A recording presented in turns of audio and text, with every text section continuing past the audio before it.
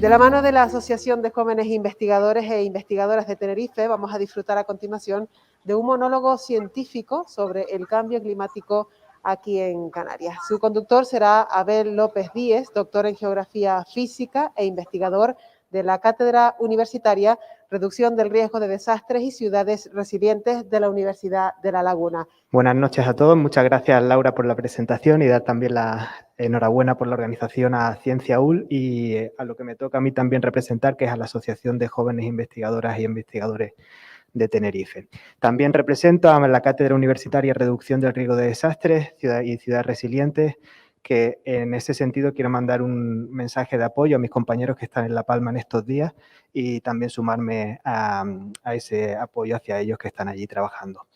Entonces, tenemos apenas 20 minutos y vamos a ver una cuestión muy interesante, que es el cambio climático.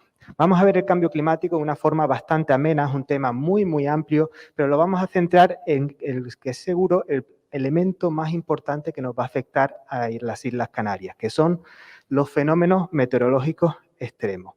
En estos 20 minutos les voy a dar una serie de indicaciones, alguna serie de valores, para que ustedes se los lleven consigo. Y es muy importante que me vayan siguiendo paso a paso. Vamos a ver primero lo que va a ser el concepto del cambio climático, vamos a ver las principales evidencias a nivel global, después les voy a dar 5 motivos para la preocupación que les debe preocupar y el por qué les debe preocupar el cambio climático en únicamente 5 motivos y después ya vamos a bajar de escala, vamos a ir a las Islas Canarias para que ustedes sepan cuáles son las evidencias relacionadas con el cambio climático en la actualidad y también para que vean cómo nos van a afectar los fenómenos meteorológicos extremos en los próximos años y en las próximas décadas.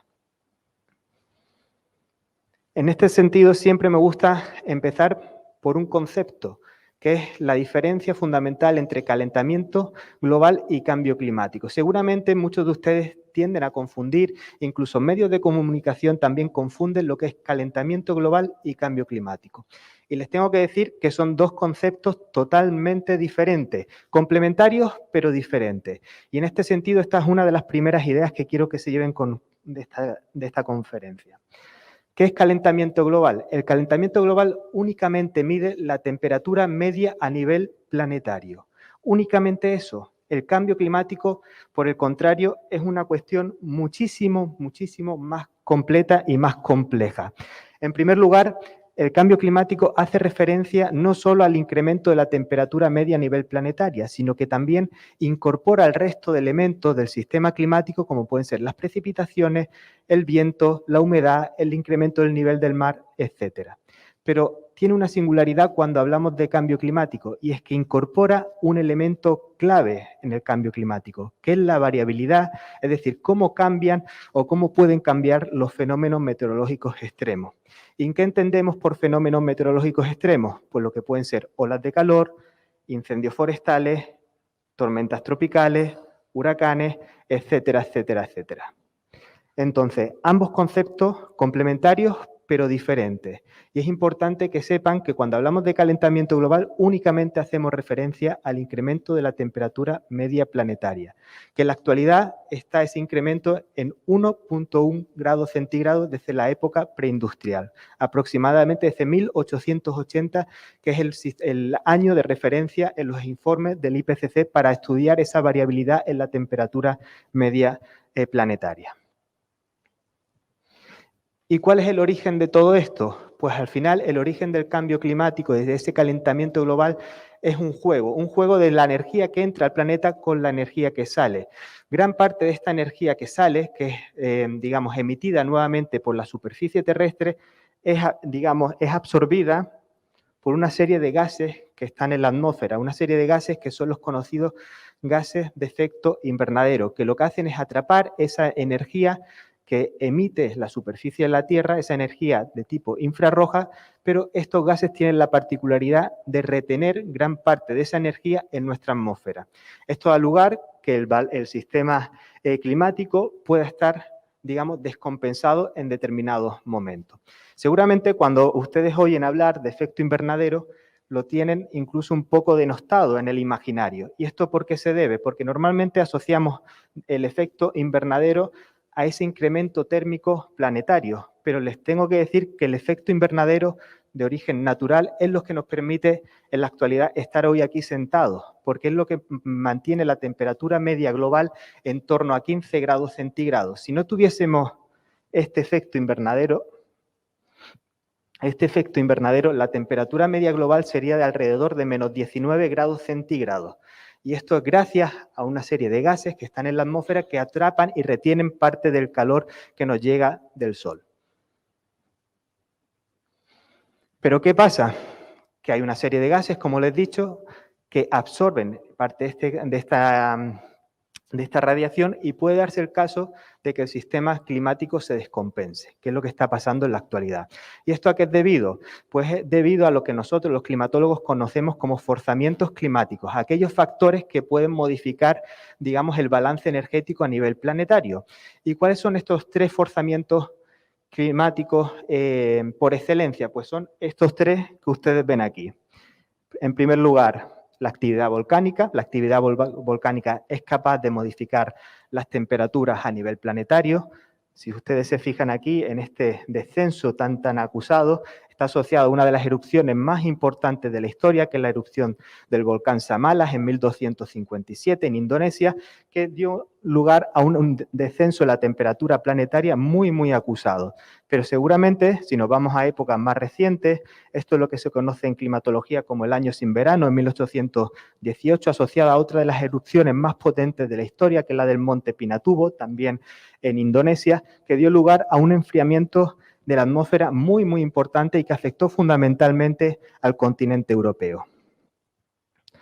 Pero, como les he dicho, fundamentalmente también tenemos otro forzamiento, que es el solar. Seguramente si hay algún negacionista suelen siempre decir que estamos en un ciclo solar cálido y por eso el incremento térmico de la actualidad, pero es mentira. Actualmente estamos en un ciclo solar frío y pese a ese ciclo solar frío, las temperaturas se están incrementando como hasta hace cientos de miles de años nunca se habían registrado este incremento tan rápido. Pero el que más nos interesa es los gases de efecto invernadero. Aquí, si ustedes se fijan, tenemos representado el CO2, que es esta línea roja.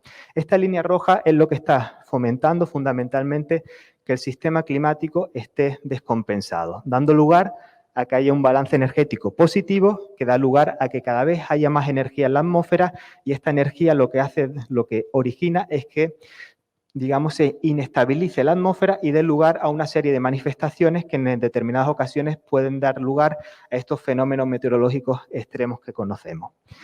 Gran parte de estos gases invernaderos, el principal culpable del calentamiento global, es el conocido CO2, que es responsable prácticamente del 76% del incremento de la temperatura a nivel global, y el otro gran gas, que es el metano, un gas muy problemático que ya les indicaré una serie de singularidades a continuación. Pero bueno, como les he dicho, esta interacción entre la energía que entra con la que sale ha dado lugar a que gracias a la emisión de gases de efecto invernadero fundamentalmente asociados a la quema de combustibles fósiles, ha dado lugar a que el sistema, digamos, se vuelva loco en la atmósfera. Y esto ha dado lugar a una serie de manifestaciones. Aquí les he puesto las principales evidencias a nivel global del cambio climático. En primer lugar, como ustedes pueden fijar, vemos el incremento térmico a nivel global, mucho más acusado en los territorios continentales, fíjense en la Siberia, en el interior de África, también en el interior del Amazonas o en el interior también lo que viene siendo Canadá y Estados Unidos. ¿Por qué? Fundamentalmente esto se debe a que los océanos tienen un mecanismo de regulación de la temperatura que es la evaporación. Esto da lugar a que los océanos cueste muchísimo más calentarse que las superficies continentales. Y esto para nosotros, para Canarias, va a ser muy problemático que un desierto como puede ser el desierto del Sáhara se esté calentando a un ritmo muchísimo más rápido que la superficie oceánica. Pero también hay otros efectos ya constatados, como es la variabilidad en las precipitaciones. Fundamentalmente en la región mediterránea pues se ha observado un descenso, pero también lo que puede ser el cambio en el nivel global del mar Para que ustedes sepan, prácticamente a nivel global se ha incrementado en 20 centímetros la superficie marina, y esto está asociado fundamentalmente, ese incremento, a una cuestión que ustedes seguramente conocen, que es el deshielo. El deshielo es responsable prácticamente del 75% del incremento del nivel del mar a nivel global. El otro 25% está asociado a la expansión térmica del mar, asociado al incremento térmico del mismo.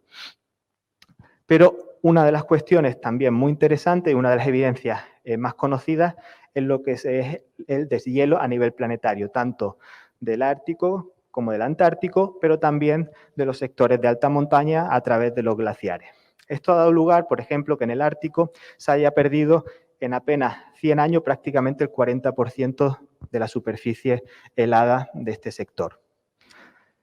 Y como algunos de ustedes conocen, y si no se lo digo yo, hay otro de los efectos más importantes que es la conocida acidificación del océano. Esto es un proceso que se genera fundamentalmente porque el océano es uno de los grandes sumideros de carbono y cada vez está siendo sometido a un estrés mayor y cada vez está absorbiendo más CO2. Esto da lugar a que se genere ese proceso de acidificación que tiene unas consecuencias fundamentalmente en la cadena trófica en los sectores oceánicos y marinos.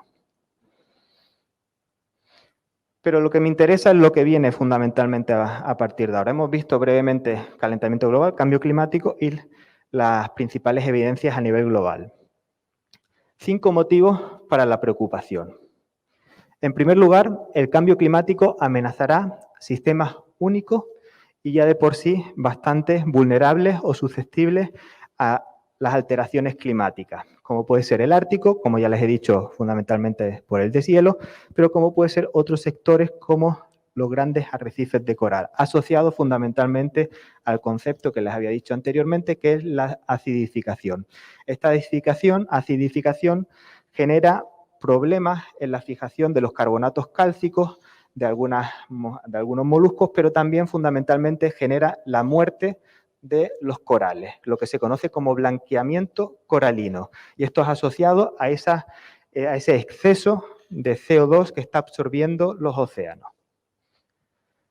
Segundo motivo para la preocupación, la distribución de los impactos. El cambio climático es un proceso muy, muy desigual en la superficie terrestre. Normalmente los impactos afectarán fundamentalmente a aquellos sectores que menos han contribuido al cambio climático, es decir, aquellos sectores que menos han emitido CO2 a la atmósfera.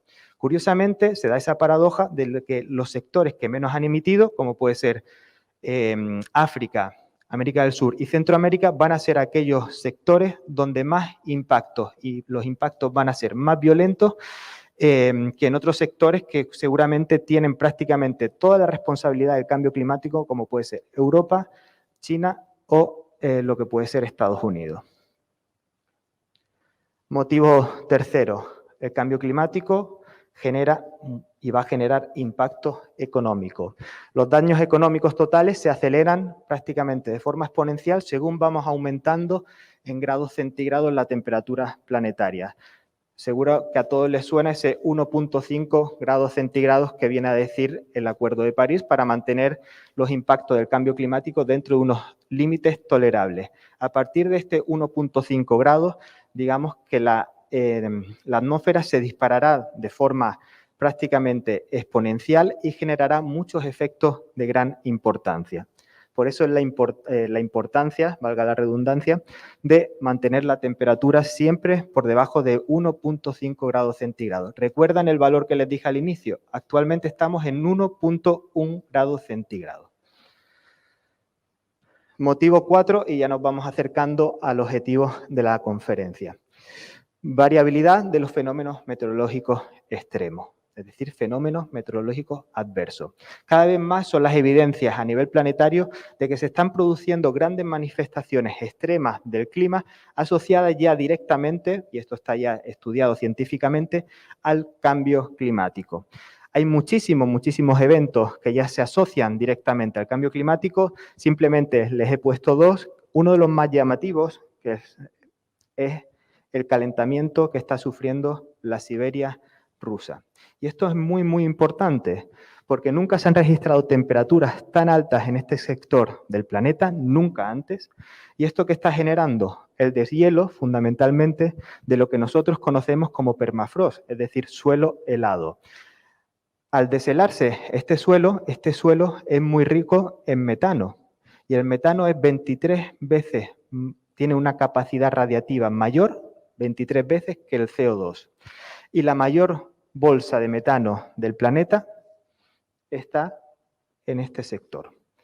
Al igual, genera otra serie de efectos este deshielo que nos está afectando fundamentalmente también asociado o nos puede afectar al precio de la luz. Por aquí pasan algunos de los mayores gasoductos del mundo. El suelo está perdiendo firmeza asociado a este deshielo y está también poniendo en riesgo y ha puesto en riesgo este invierno muchísimas infraestructuras críticas de un país como Rusia. Pero también tenemos otra serie de fenómenos, como son los huracanes. Nunca antes, hasta el 2015, se habían dado 2 huracanes de categoría 5 de forma simultánea, Irma y María. Cada vez no se espera un mayor número de fenómenos tropicales. Lo que se espera es que haya una intensificación de estos fenómenos, es decir, que cada vez sean mucho más violentos. Esto es realmente problemático. Si nosotros miramos cómo van fluctuando las categorías de los huracanes temporada a temporada, cada vez vemos que es mucho más frecuente encontrar huracanes de categorías 4 y 5 en una única temporada. Esto antes era muy, muy difícil de ver. Y cada vez se van batiendo incluso los registros de viento de estos huracanes. Pero hay muchísimos más, como pueden ser también las temperaturas en California o los grandes incendios forestales que se están dando en algunos sectores del planeta. Y episodios singulares, si seguimos así, pues sí. Realmente esto es del último informe del IPCC y dice claramente que los riesgos aumentan desproporcionadamente conforme se eleva el calentamiento entre 1 y 2 grados, y más aún si se superan los 3 grados centígrados. Únicamente quiero que se fijen en esta proyección que hace el último informe publicado hace unos meses, relacionado con las olas de calor, uno de los principales fenómenos extremos que nos van a afectar también a las Islas Canarias, y que dice que un calentamiento de 4 grados centígrados de la atmósfera puede suponer que la frecuencia de olas de calor se multiplique por 40 veces. Actualmente estamos en un escenario próximo a 1,5 grados y lo que se proyecta es que se incremente la frecuencia de este número de eventos en 4 veces. Nosotros elegimos en qué escenario queremos estar y esto es muy, muy importante. A corto plazo aún podemos hacer muchísimas cosas. Pero los efectos, como les he dicho, no son iguales en todo el planeta. No es lo mismo lo que puede pasar en un continente como África que lo que puede pasar en un continente como América del Sur. Pero si seguimos haciendo zoom dentro de estos continentes, veremos cómo la variabilidad climática en algunos sectores difiere respecto a otros. Y esto lo que me permite es llegar a Canarias. Y les hago una pregunta. ¿Es una realidad el cambio climático en Canarias? Y la respuesta es sí. Es una realidad y ya está medida científicamente que hay una serie de efectos constatados en nuestro archipiélago. He intentado resumir estos efectos, son muchísimos, pero para que ustedes sepan, hay ya estudios que apuntan cambios en estos 4 parámetros fundamentales para la vida en Canarias. El océano, fundamentalmente ya hay constatado un ascenso del nivel del mar en las islas orientales, fundamentalmente. Una mayor frecuencia de temporales costeros, que si nosotros sumamos temporal costero más incremento del nivel del mar, significa mayores daños también que se van a producir. Un ascenso térmico oceánico, quédense con esta idea, ascenso térmico oceánico, esto es muy importante para una cuestión que viene después. También hay cambios en las temperaturas, fundamentalmente asociados a un incremento bastante importante en los sectores de alta montaña de las islas, de alrededor de medio grado centígrado. Un ascenso térmico oceánico superior en el Atlántico oriental que occidental, es decir, se está calentando mucho más rápido el Atlántico, donde están las Islas Canarias, en el sector oriental, que el Atlántico que puede estar, por ejemplo, en la costa este de Estados Unidos. Y esto es muy, muy importante para un fenómeno que se va a ver cada vez más en Canarias. También relacionado con la precipitación tenemos cambios, por ejemplo, el incremento en la intensidad de la precipitación, es decir, cada vez llueve de una forma más intensa y más concentrada, es decir, llueve mucho más en menos tiempo. Eso es la intensidad de la precipitación. Mayor irregularidad pluviométrica, ¿esto qué significa?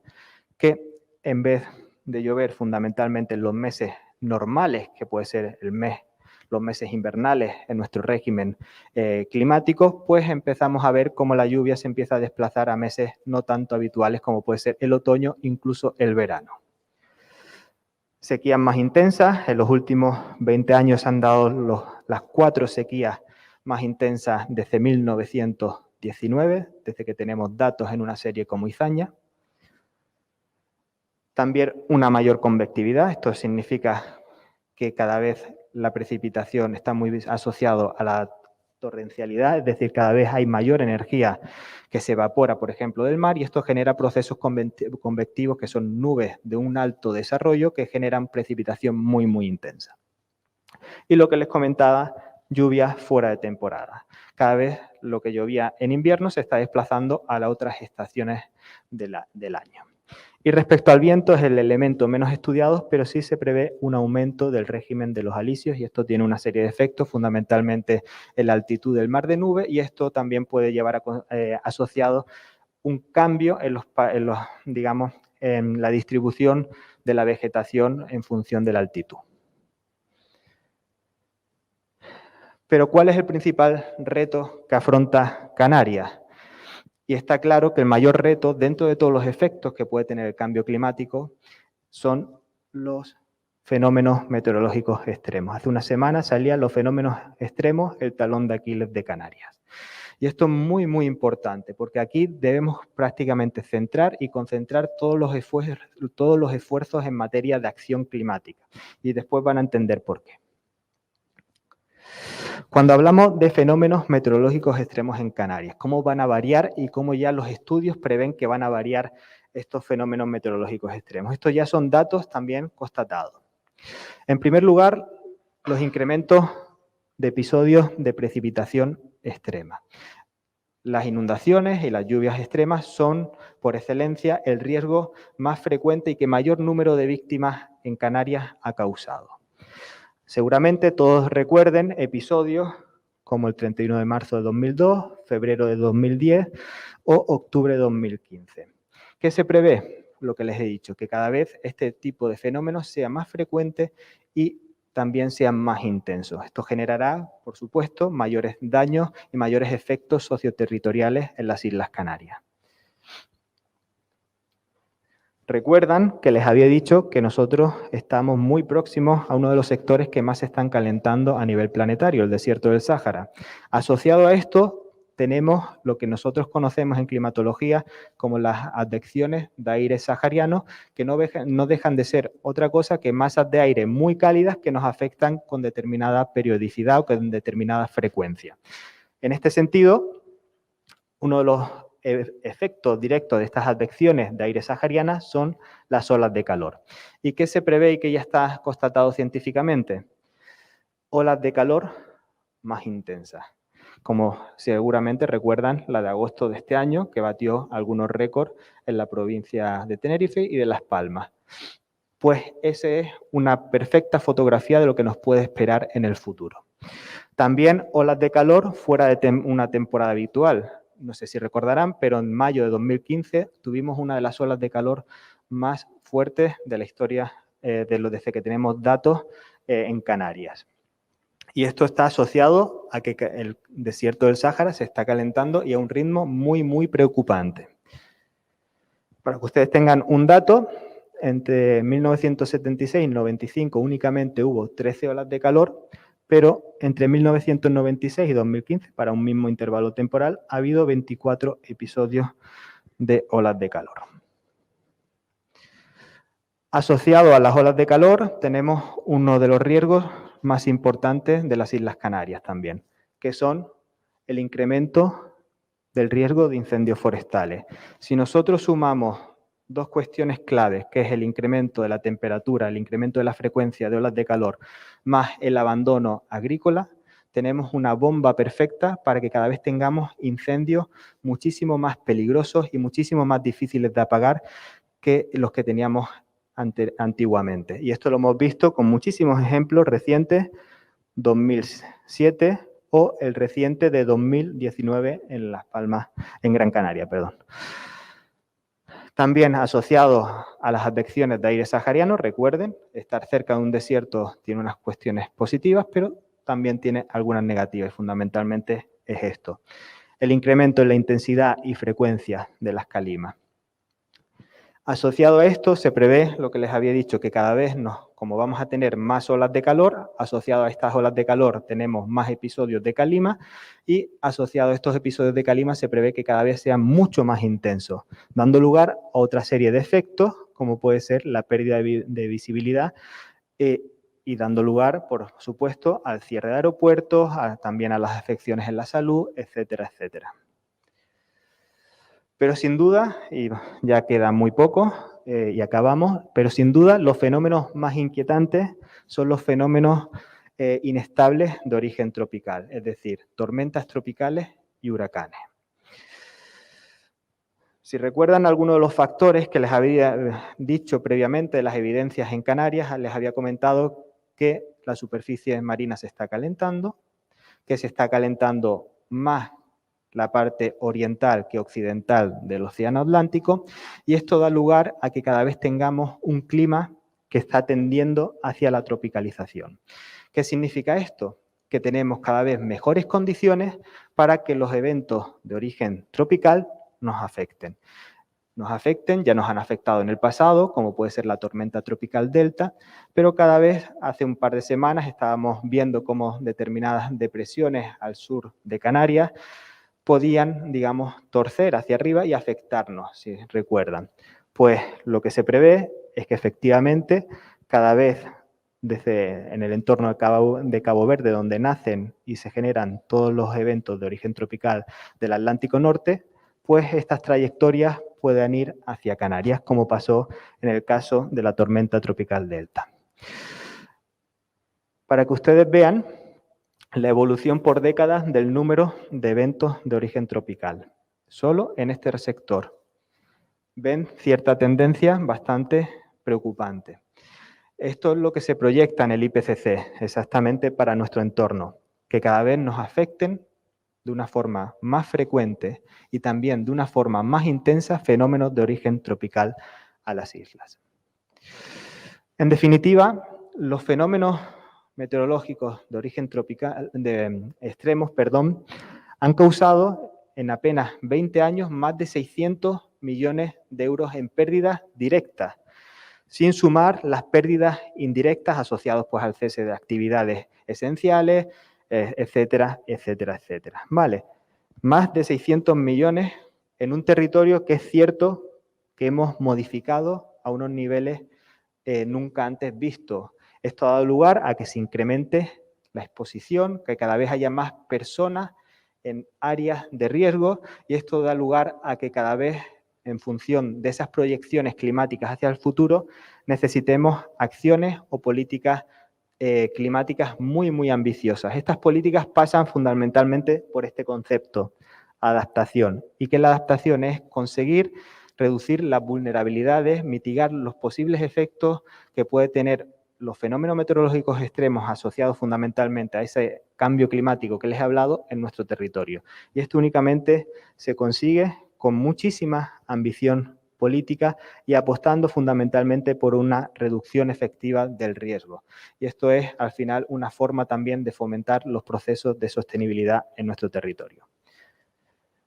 Y simplemente, muchísimas gracias. En apenas, pues eso, 20-25 minutos es difícil explicarles mucho más.